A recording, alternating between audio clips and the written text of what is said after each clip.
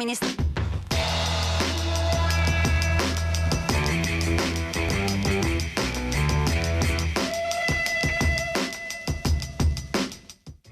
Venerdì 2 aprile, San Francesco da Paola. È il 92esimo giorno dall'inizio dell'anno, ne mancano 273 al termine.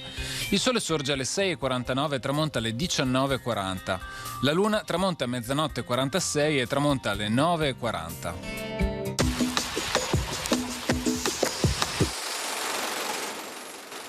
Dopo solo 15 mesi di carica, decade per malattia un altro doge, Niccolò Contarini, all'età di 77 anni. A causa dell'infuriare della peste che devastava Venezia, verrà sepolto a Santa Maria Nova senza i soliti funerali solenni.